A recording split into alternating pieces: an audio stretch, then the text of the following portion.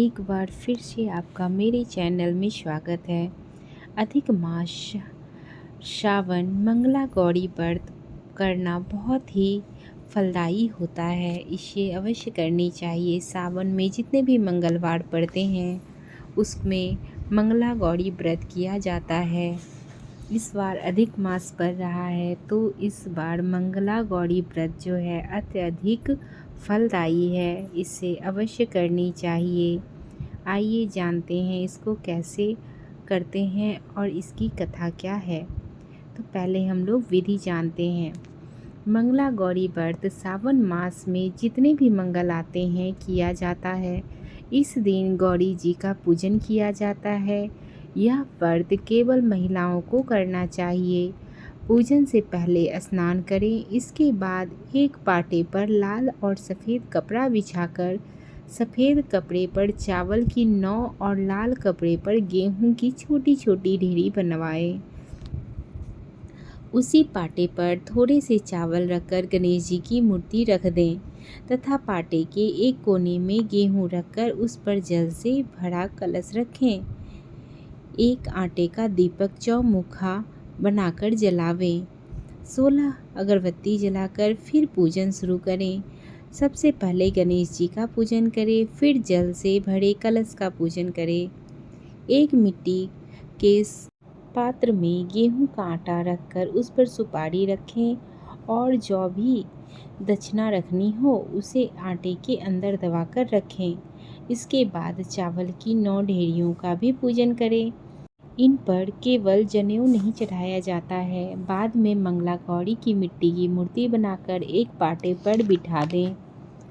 मूर्ति को जल, दूध, दही, घी, शक्कर, शहद का पंचामृत बनाकर स्नान करावे। बाद में उनको कपड़े पहनावे और श्रृंगार करें। 16 प्रकार के फूल, माला, पत्ते, फल, पंचमेवा, 16 आटे के लड्डू और दक्षिणा आदि चढ़ाकर आटे का चौमुख दीपक बनाकर 16 बाती रखें। उनको वह कपूर को जलाकर आरती करें। कहानी सुने। 16 लड्डुओं का कल्पना सासू जी को पैर लगकर देवे। इस दिन एक ही अनाज का भोजन करना चाहिए। नमक वर्जित है। दूसरे दिन मंगला गौरी की मूर्ति का जल में विसर्जन कर देवो। मंगला गौरी व्रत 16 से 20 मंगलवार तक करने के बाद उद्यापन किया जाता है। यह विधि समाप्त हुई। अब हम कथा आरंभ करते हैं। कथा इस प्रकार से है। चंपापुर नामक गांव में एक पटेल और उसकी पत्नी पटलन रहा करते थे, जो कभी सुखी और संपन्न थे, लेकिन फिर भी उनको हमेशा उदासी बनी रहती थी, कारण कि उनके यहाँ कोई संतान नहीं थी। एक दिन पटेल के घर पर साधु महाराज आए। पति पत्नी ने मिलकर साधु महाराज का खूब सत्कार किया और अपनी व्यथा कह सुनाई। साधु महाराज ने संतति के लिए उनको माँ दुर्गा का जप करने को कहा। यह सुन पटेल बहुत खुश हुआ और दूसरे दिन में ही मंदिर जाकर माँ पार्वती का जप शुरू कर दिया। तब करते करते कितने दिन व्यतीत हो जाने पर उसने उनके भक्ति भाव से माँ पार्वती प्रसन्न हुई और उनको वरदान मांगने को कहा। पटेल ने माँ पार्वती से पुत्र होने का वरदान मांगा। माँ ने कहा, वत्स, तेरे भाग्य में संतान सुख नहीं है, फिर भी तेरी भक्ति देखकर 21 वर्ष तक जीवित रहे ऐसा पुत्र, या विवाह होते ही तुरंत विधवा हो ऐसी पुत्री, इन दोनों में से जो भी तू चाहे मांग सकता है। माँ की बात सुन पटेल असमंजस में पड़ गया। काफ़ी सोच विचार करने के बाद 21 वर्ष तक के लिए ऐसे पुत्र की मांग कर दी। माँ ने वरदान देते हुए कहा, वत्स, इस मंदिर के सामने एक आम का वृक्ष है, वहाँ गणपति हैं। इस आम की एक कैरी अपनी पत्नी को खिला देना तो तेरे यहाँ एक पुत्र का जन्म होगा। यह सुन पटेल बहुत प्रसन्न होकर उस आम के वृक्ष के पास गया और वृक्ष के पेड़ के कैरी गिराने के लिए पत्थर फेंकने लगा, इन पत्थरों में से एक पत्थर का निशाना चुक गया और वह पत्थर गणपति जी की मूर्ति को जाकर लगा। गणपति ने काफ़ी क्रोध करते हुए पटेल को श्राप दिया कि हे स्वार्थी मनुष्य, तू अपने स्वार्थ के लिए मुझे भी पत्थर मार रहा है, इसीलिए मैं तुझे श्राप देता हूँ कि तेरा पुत्र 21 वर्ष में सर्प दंश से मरेगा। पटेल गणपति जी का श्राप सुनकर घबरा गया और माँ पार्वती ने भी ऐसा ही कहा था। अब तो जो कुछ भी होना होगा वह होगा ही। अभी तो 21 वर्ष बहुत दूर है। यह विचार करके कैरी लेकर घर आ गया और अपनी पत्नी को वह कैरी खिला दी, जिससे पटलन के गर्भ रह गया और 9 महीने के बाद एक सुंदर बालक का जन्म हुआ, जिससे पति पत्नी को अपार खुशी हुई। बालक का नाम दोनों ने मनु रखा। दोनों ने मनु के लाड़ प्यार में कोई कमी नहीं रखी।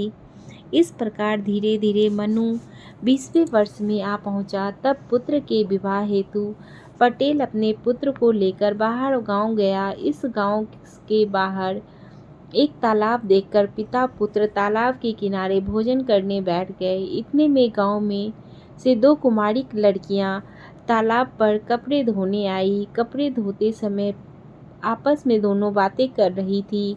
उसने पिता पुत्र भी सुन रहे थे। कमला बोली, अरे मंगला, तू भी मंगला गौरी का व्रत क्यों नहीं करती? देख तो, मैं तो इस व्रत को करती हूँ। कारण है कि यह व्रत करने से अपना सौभाग्य अखंड रहता है और पति का आयु भी बढ़ता है। तब मंगला बोली, अच्छा ऐसा है तो मैं भी इस व्रत को करूँगी। कमला की बात सुनकर पटेल मन में विचार करने लगा कि जो इस लड़की से मेरे पुत्र का विवाह हो जाए तो मेरे पुत्र की आयु बढ़ सकती है और 21वें वर्ष में आने वाले घात भी टल सकता है। पश्चात पिता पुत्र कमला के पीछे उसके घर जा पहुँचे। जानकारी लेने पर ज्ञात हुआ कि कमला के पिता भी पटेल हैं। कमला के पिता के समक्ष सभी बातें की तो वह बड़े प्रसन्न हुए और अपने पुत्री कमला का विवाह मनु के साथ करने को राजी हो गए। कारण कि लड़की के एक सुखी परिवार में जा रही है और लड़का और लड़की के पिता एक दूसरे का नाम भी जानते हैं। शुभ मुहूर्त में कमला और मनु का विवाह हो गया। दोनों ने पति पत्नी रूप में संसार चलाना शुरू कर दिया। पूरे घर में आनंद का वातावरण रहने लगा। कमला ने ससुराल आने के बाद भी मंगला गौरी का व्रत नियम से चालू रखा, जिससे माँ पार्वती एक दिन कमला को स्वप्न में दर्शन देकर कहने लगी, लड़की, मैं तेरे व्रत से बहुत प्रसन्न हूँ, लेकिन देख तेरे पति की आयु बहुत ही कम है। अगले मंगलवार को एक सर्प तेरे पति के प्राण लेने आएगा। घबराना नहीं। इस सर्प के लिए शक्कर वाला दूध बनाकर तैयार रखना और एक खाली मटकी भी रखना। सांप दूध पीकर अपने आप मटकी के अंदर चला जाएगा। तब तू एक कपड़े से मटकी का मुंह बांध देना और दूसरे दिन जंगल में जाकर सांप को छोड़ देना। इससे तेरा पति बच जाएगा। कमला ने किसी से भी कुछ नहीं कहा और मंगलवार के दिन माँ पार्वती के कहे अनुसार मीठा दूध और खाली मटकी सभी तैयार करके रख दिया। तभी एक काला सांप आ पहुंचा। कमला ने पहले से ही दूध रख दिया था। सांप ने दूध पिया और पास ही रखी मटकी में जाकर सो गया। कमला ने चतुराई के साथ एक कपड़े से मटकी का मुंह बांध दिया और पर सांप को जंगल में छोड़ दिया। माँ पार्वती की कृपा से कमला का पति मनु बच गया और श्राप मुक्त हो गया। जब घर के लोगों को सारी बात मालूम हुई तो सभी बहुत खुश हुए और कमला की बड़ाई करने लगे। गांव की अन्य महिलाएं भी कमला से व्रत की विधि जानकर मंगला गौरी का व्रत करने लगी। हे माँ पार्वती, जैसे कमला को फल मिला वैसे ही यह व्रत करने वाली सभी स्त्रियों को फल देना। बोलिए माता पार्वती की जय। माता पार्वती सभी की मनोकामना पूर्ण करे। बोलिए शिव शंकर भोलेनाथ की जय। हमारे चैनल को अभी तक सब्सक्राइब नहीं किया है तो सब्सक्राइब कर लीजिए, बेल आइकन भी दबा दीजिए। कमेंट और शेयर करना भी ना भूलें। धन्यवाद।